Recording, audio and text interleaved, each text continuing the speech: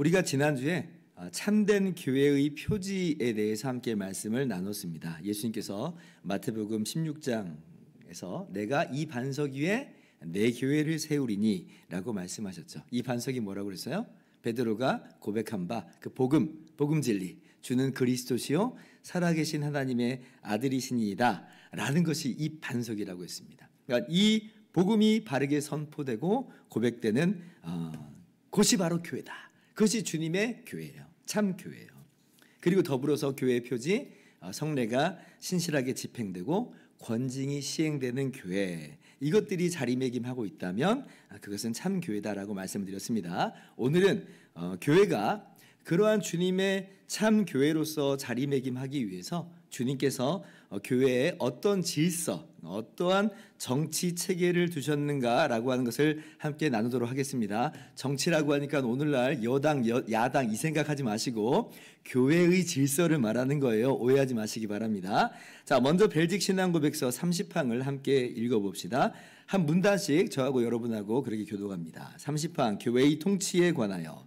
우리들은 이 참된 교회가 우리 주님께서 그의 말씀 가운데서 우리들에게 가르쳐 주신 영적인 질서에 따라서 통치되어져야만 한다고 믿습니다.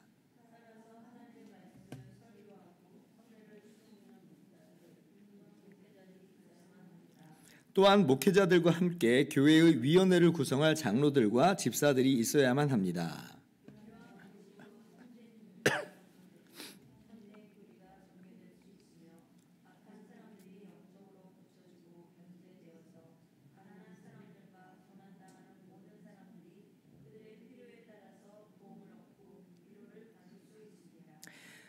같이 읽습니다. 신실하고 바울이 디모데에게 준 규칙에 따라서 적절한 사람들이 선출되어 그 직무를 수행한다면 이런 방식으로 교회 안에서 모든 것이 제대로 그리고 질서 있게 이루어지게 됩니다.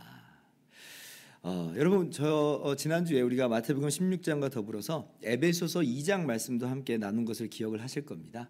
에베소서 2장을 보면 자, 교회의 모퉁이 돌은 누구라고 그랬어요? 기억이 안 나니까 말씀을 잘 가져와 봤어요. 교회 모퉁이 돌은 에베소서 2장 20절 보니까 예수 그리스도다 이렇게 얘기를 하죠. 자, 그리고 터는 누구라고 그랬어요? 터는 어떻게 표현되어 있냐면 사도들과 선지자들의 터라고 했죠. 에베소서 2장 20절 말씀 혹시 제가 안 갖고 왔나요? 네, 교환에만 있고 PPT에는 떴죠? 네. 자, 교독합시다. 너희는 사도들과 선지자들의 터 위에 세우심을 입은 자라. 그리스도 예수께서 친히 모퉁이 돌이 되셨느니라.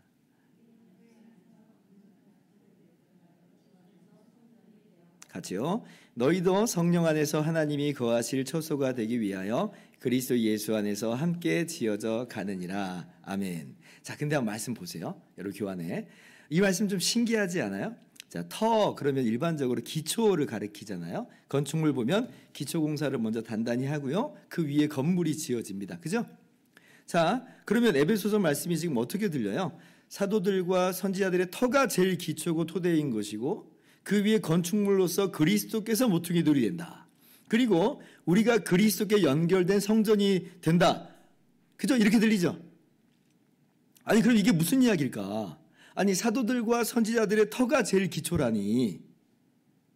사도들과 선지자들의 터가 제일 밑바닥에 있으니까 사도들과 선지자들이 기초 중에 기초, 가장 기초라고 하는 것을 말하려고 하시는 걸까? 이 말씀이.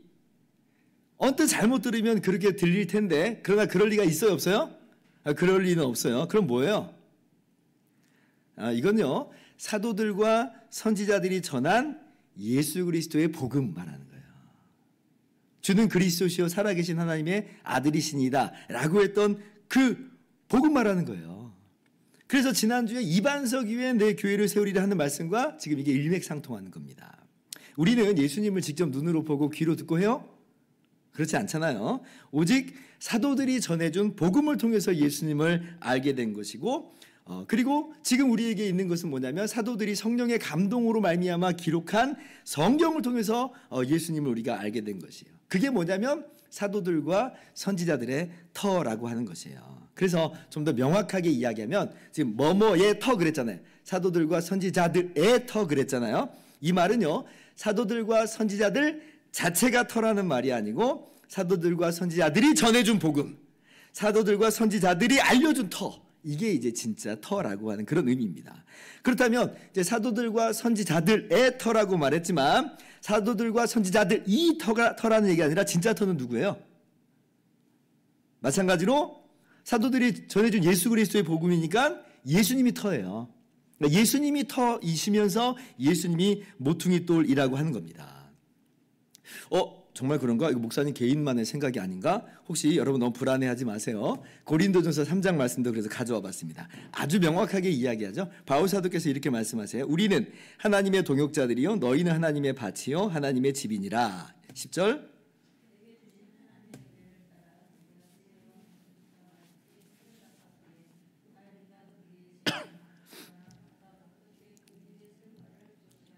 자, 같이요. 이 닦아둔 것 외에 능히 다른 터를 닦아둘 자가 없으니 이 터는 곧 예수 그리스도라. 지금 똑같이 보이죠? 교회 공동체를 다시 집으로 비유, 그러니까 성전으로 가리켜서 지금 설명을 하고 있습니다. 그죠?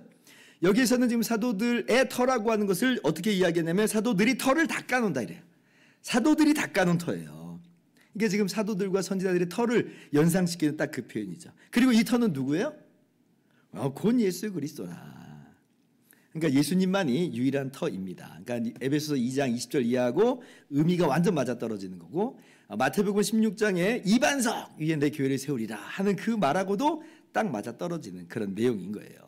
근데 이제 왜 그러면 꼭 사도들과 선지자들의 터라고 이렇게 사도들과 선지자들을 콕 찍어서 말씀하시는가? 왜 또 그걸 중요시 여기는가? 여러분 그것은 설명하기 어렵지 않습니다. 왜냐하면 여러분 한번 생각해 보세요. A라고 하는 사람이 전한 예수님하고 B라고 하는 사람이 전하는 예수님하고 다를 수 있을까요? 없을까요? 한번 생각해 보세요. A가 전하는 예수님, B가 전하는 예수님 다를 수 있어요? 없어요? 아니 다를 수 있죠. 아니 다를 수 없으면 오늘날 뭐 이단들이 그렇게 나올 리는 없잖아요. 다를 수가 있어요. 왜냐하면 사람이 자기 마음대로 지어낼 수도 있으니까 왜곡되고 말이죠. 그래서 예수님께서는 아무에게나 터를 닦을 권위, 터를 전해줄 권위를 주시지 않은 거예요.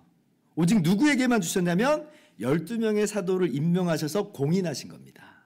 그래서 사도들과 선지자들이라고 콕 찍어서 말하는 건 굉장히 중요해요. 그들이 전한 복음이 참인 것이고 이들이 전한 복음 위에서만 우리가 진정한 예수님을 알 수 있다는 것입니다. 그래서 예수님께서 사도들을 3년 반이나 데리고 다니신 것이고 그리고 무엇보다도 영광의 부활의 몸으로서 영광의 몸의 부활의 모습으로서 부활하신 예수님이 그렇게 제자들을 만나주신 거예요. 그래서 이것을 이제 사도들과 선지자들의 터, 우리는 그 위에 서 있다라고 하는 것이죠. 자, 그럼 지금 사도들과 선지자들이 있어요, 없어요? 없습니다. 없어요. 다 죽었잖아요. 그래서 그들이 지금 육성으로 직접 전해줄 수는 없어요. 근데 뭐가 있어요? 사도들과 선지자들이 하나님의 영감으로 기록한 하나님의 말씀, 성경이 있어요. 그래서 이제 주님은 어떻게 하시는가? 새로운 사도들을 계속 세우고 임명하시지 않습니다. 그럴 필요 없어요. 왜냐하면 지금 부활의 증인들이 사도들에 의해서 기록된 말씀이 이미 있고 이걸로 충분하거든요. 그러니까 새로운 사도들을 세우지 않고요. 오직 말씀을 우리 가운데 주셨어요. 그래서 이제는 주님께서는 이미 터는 분명하게 사도들과 선지자들에서 세워놓고 이제 어떻게만 하시는 거냐면 이 기록된 하나님의 말씀, 사도들이 전해준 이 복음 말씀을 바르게 해석하고 선포하게 하시는 목사와 교사를 세우셔서 주님의 몸된 교회를 양육하게 하신다는 것이에요. 이것이 우리가 함께 읽은 에베소서 4장 말씀입니다. 자, 4장 11절부터 12절 다시 한번 좀 볼게요. 그가 어떤 사람은 사도로 어떤 사람은 그가 여기서 말하는 예수님이에요. 예수님이 어떤 사람은 사도로 어떤 사람은 선지자로 어떤 사람은 복음 전하는 자로 어떤 사람은 목사와 교사로 삼으셨으니 12절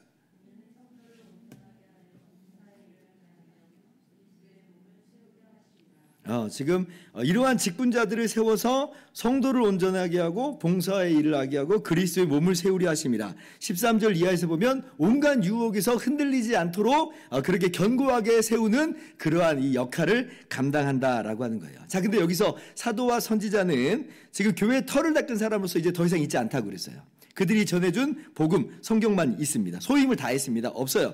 자, 복음 전하는 자, 어쩌면 지금 이 복음 전하는 자는 오늘날 선교사와도 같은 그런 사람이라 할 수 있을 것 같습니다. 초대교회 때도 그렇고 오늘날도 그렇고 순회하면서 복음을 전하는 사람들이 있잖아요. 이들이 복음 전하는 자예요. 오늘날은 선교사라고 할 수가 있고, 그렇게 해서 여기저기에 주님의 몸된 교회가 이제 막 세워져 가는 거죠. 그리고 이제 지역 교회에는 주님께서 이제 누구를 두셨냐면 목사 교사를 두신 거예요. 목사 교사. 그리고 이 목사 교사가 사도들에 의해 주어진 그리스도의 복음의 말씀으로 성도들을 양육합니다. 이 복음의 말씀을 순수하게 선포함으로 교회를 그렇게 세워나가는 역할을 감당한다는 거죠. 근데 이 목사와 교사가요, 정확한 번역으로, 정말 정확한 원문 그대로 번역을 한다면 목자와 교사입니다. 목자와 교사. 그러니까 목사라고 하는 단어가 정확하게는 이제 목사예요. 목자예요. 목자. 자, 그러면 이 목자 교사는 누구냐? 오늘날 이제 누구를 가리키냐면, 여러분 이제 마음속에서 이 사람인가 보다, 이 직분인가 보다 이제 감이 오실 거예요. 목사를 말하는 건 목사. 자, 그런데 지금 제가 목자 교사를 구분하지 않고 이렇게 목자 교사라고 한 덩어리라고 말씀드리는 이유가 있어요. 물론 이제 목자와 교사를 좀 구분해서 해석하시는 분들이 있어요. 그래서 교사는 신학 교수 이렇게 이해하시는 그런 분들도 있습니다. 뭐 그럴 수 있지만, 근데 원문을 보면 지금 이 목자 교사는 하나의 정관사로 묶여 있어요. 하나의 정관사로 묶여 있다는 것은 한 직임을 지금 이야기한다는 거죠. 그러니까 목자요 교사, 목자요 교사, 목회도 하고 가르치기도 하고 라고 하는 이제 그런 직분을 말하는 거죠. 그러니까 지금 오늘날 목사 보세요. 목사가 목양, 그죠? 목회를 하고 또 그리고 말씀으로 가르치잖아요. 그러니까 지금 이제 딱 목사를 이제 이야기하는 것이에요. 그래서 이 목자 교사를 이 목사로 우리가 이해를 하고요. 이것을 성경적으로 또 다른 표현으로 뭐라고 말하냐면 가르치는 장로다 이렇게 얘기합니다. 가르치는 장로다. 아니 이것도 어떻게 장로하고 어떻게 이렇게 연결이 되는가 좀 약간 또 의아해 하실 수가 있어서 제가 또 차근차근 설명을 하겠습니다.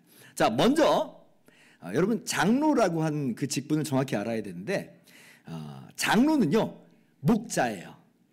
그러니까 목자하고 장로는 정확히 같은 개념이고 연결된 개념입니다. 우리가 장로가 어떤 일을 하는 분인지를 분명히 알아야 됩니다. 장로는 다스리는 사람이요 돌보는 사람, 목양하는 사람이에요. 장로의 직임을 잘 설명하는 구절 중에 아주 유명한 구절, 베드로전서 5장 1절부터 4절 제가 가져와 봤어요.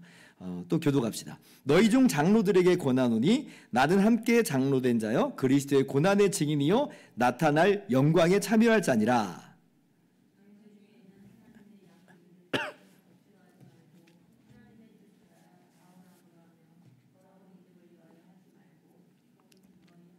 맡은 자들에게 주장하는 자세를 하지 말고 양무리의 본이 되라.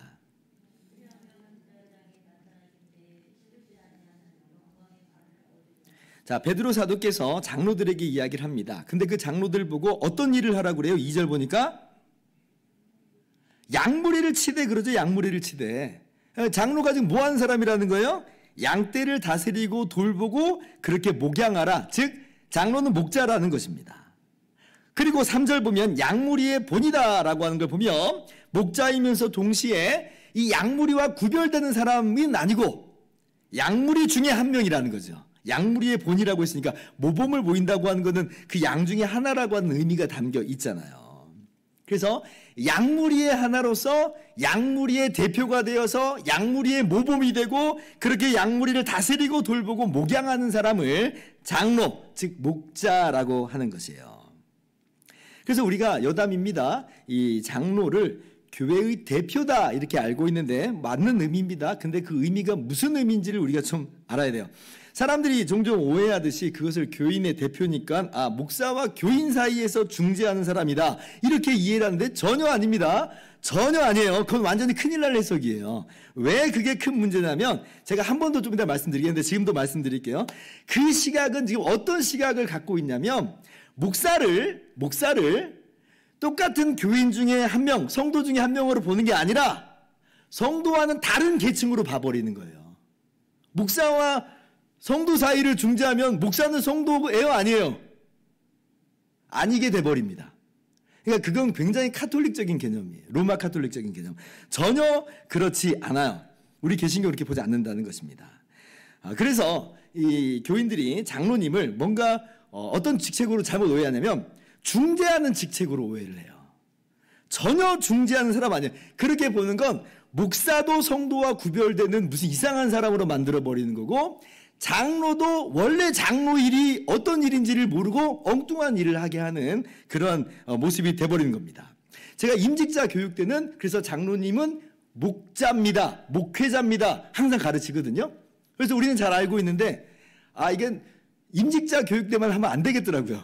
왜냐하면 이게 장로님은 임직자들은 잘 배워서 알고 있는데 교인들은 그걸 모르니까 무슨 목사하고 성도하고 중재하는 사람, 그런 식의 교인의 대표로 오해해서 장로님을 그렇게 대우를 해버려요. 그러니까 임직자 교육 때만 할 얘기가 아니었다. 이거는 우리 전체가 다 알아야 된다 하는 것이에요. 교인의 대표라고 하는 것은 양무리의 본이라는 얘기예요. 앞장서서 양무리에게 본을 끼침으로 양무리를 다스리는 사람, 즉 목양하는 사람입니다. 목회하는 사람이에요. 그래서 장로가 하는 중요한 일은 뭐냐면 신방이에요. 신방. 자, 신방도 우리가 또 약간 좀 오해하는 게 있는데, 신방에 여러 기능들이 있는데 신방에 위로하는 기능이 있어요. 아프고 병들고 힘든 사람에게 찾아가서 말씀으로 위로하고 격려하는 일을 합니다. 신방에 정말 중요한 기능인데, 신방은 그것만 있는 게 아니고 신방하면서 말씀을 가지고 권면도 해요.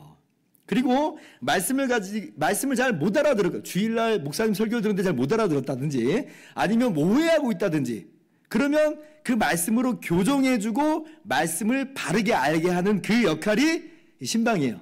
때로는 잘못된 길을 가고 있다면, 죄악된 길을 가고 있다면 견책도 하는 것이 신방의 기능입니다. 교인들을 다스리는 거예요. 목양하는 거예요. 이게 장로의 직임이고 목자예요. 여러분 처음 들었죠? 이게 장로의 일이에요. 그러니까 제가 장로님 임직자 교육한 얘기했는데 우리 교인들은 이제 얘기를 안 하니까 우리 교인들은 오히려 잘 몰랐겠다 이런 생각을 좀 해봤습니다. 주님께서는 장로를 세워서 목자로 세워서 그 일을 하게 하신 것이고, 그렇게 교회를 세워나간다. 그리고 목자장은 누구냐? 4절 보니까 당연히 예수님이죠. 그래서 장로는 목양하는 사람, 목자, 딱 연결되는 개념인 걸 아셔야 돼요. 자, 그런데 성경을 보면, 계속 또 성경을 봅시다. 아까 목자 교사 지금 하고 있었으니까. 장로 중에는 그렇게 다스리고 돌보면서 목양하는 장로가 있고, 거기에 더하여서 말씀을 가르치는 일에 수고하는 장로가 있다, 이렇게 말씀하세요. 디모데전서 5장 17절 보세요. 자, 잘 다스리는 장로들을 배나 존경할 자로 알되 말씀과 가르침에 수고하는 이들을 더할 것이니라. 자, 장로 중에는 누구도 있다고 그래요?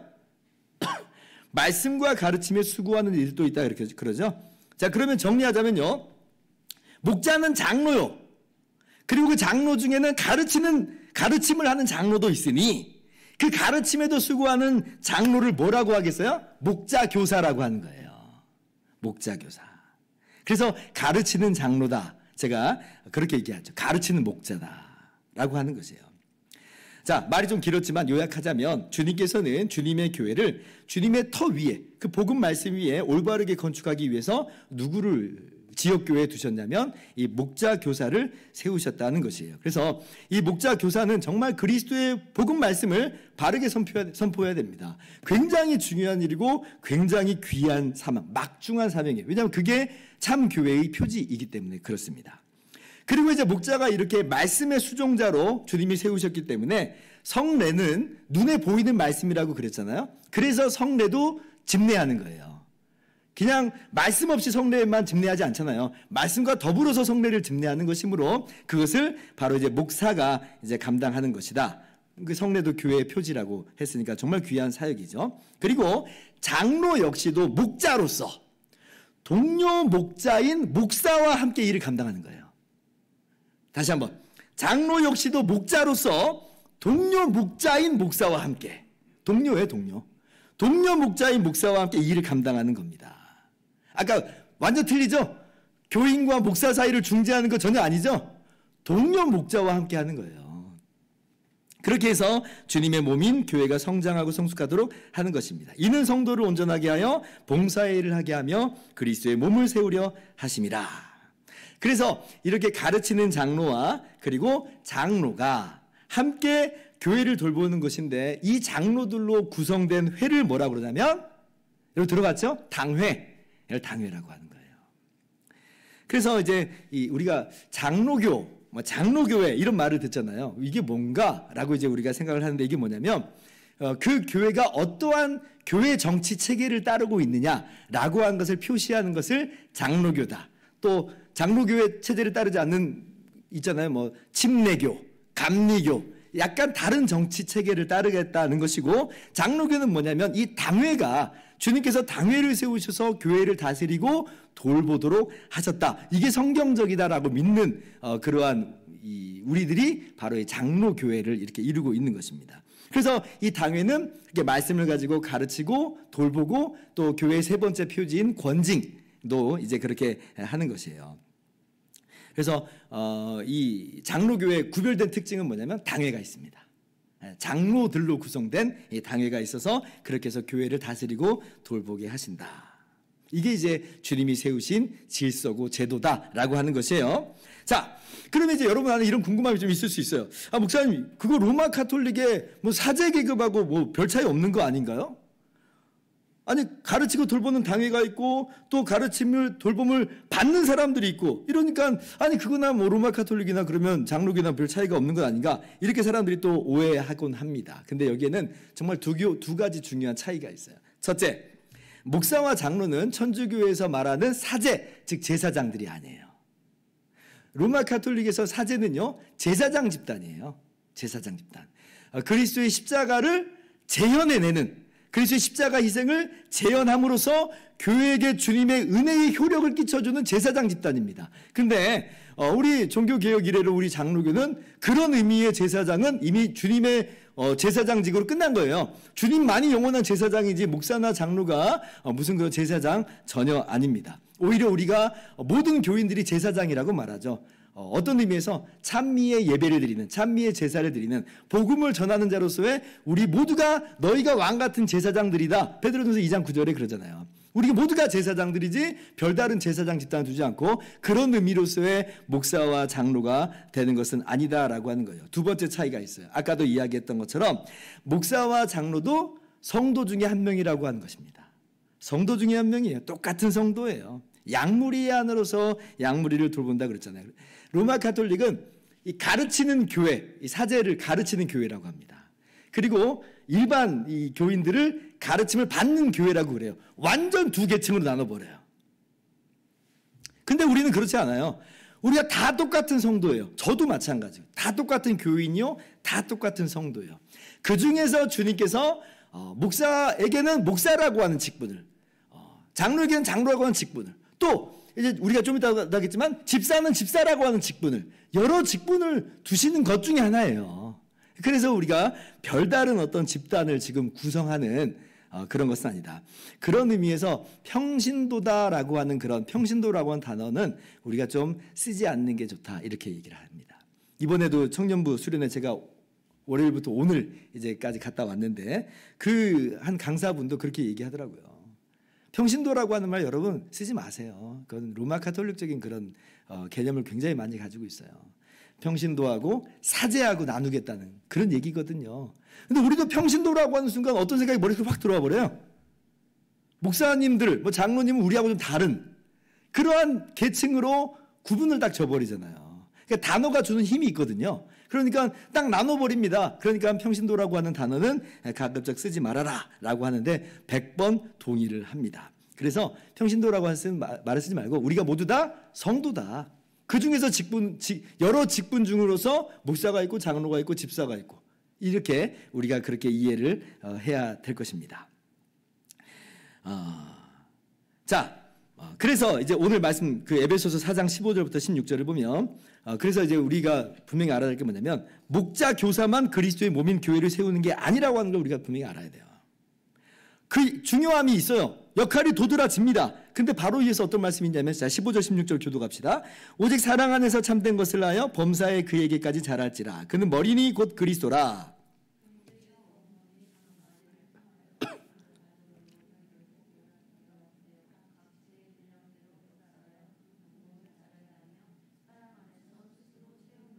자, 잘 보세요. 예수님이 머리세요.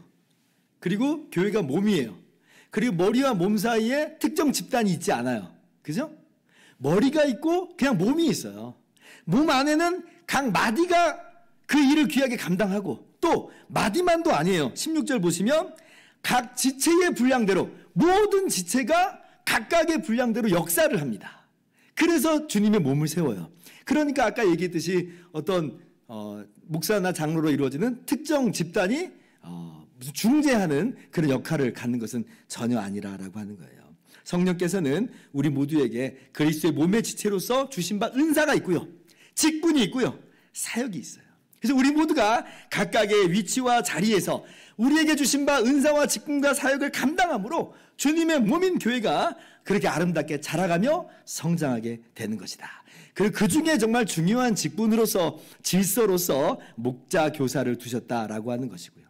그리고 이제 다음 주에 한 번 더 나눌 집사도 교회에 꼭 필요한 직분으로서 그렇게 세우셨다라고 하는 것입니다. 그리고 그 외에도 각 교회의 필요에 따라서 여러 직분과 사역을 주셨죠. 예를 들면 구역장, 성경에 없는데 구역장도 귀하게 직분을 교회 필요에 따라서 하는 거예요. 권사, 성경에 없는데 근데 교회의 필요에 의해서 세워서 교회의 일을 감당하게 하는 것입니다.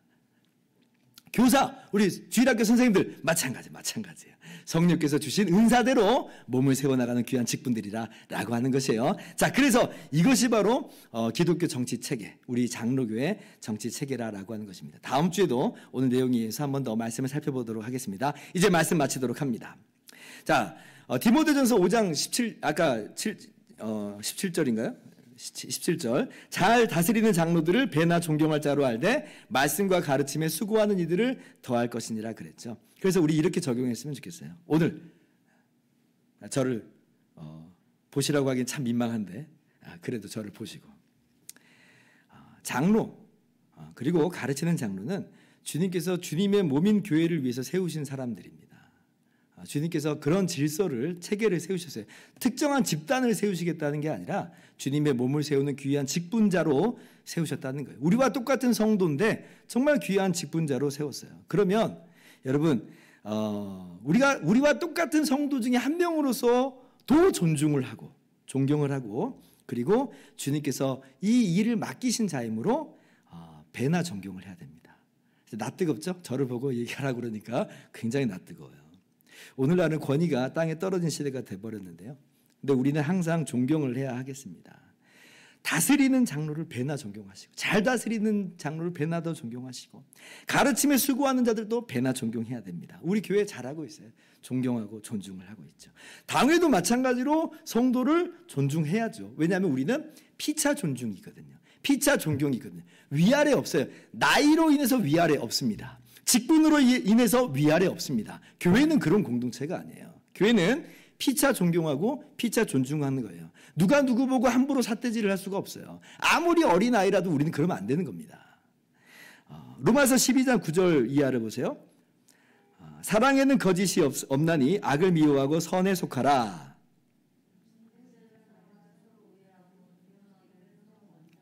같이요. 부지런하여 게으르지 말고 열심을 품고 주를 섬겨라. 자, 지금 로마서 12장 말씀은 주님의 몸인 교회의 여러 은사들과 직분들을 이야기하는 그런 대목입니다. 근데 그 대목의 마지막에 뭐라고 지금 이야기하고 있어요? 형제를 사랑하여 서로 우애하고 존경하기를 먼저 하라. 그러니까 우리가 성도로서도 서로 존경을 해야 된다라고 하는 거예요. 그런데 특별히 누구를 더 존경을 우리가 해야 된다고요? 예, 가르치는 장로들, 다스리는 장로들.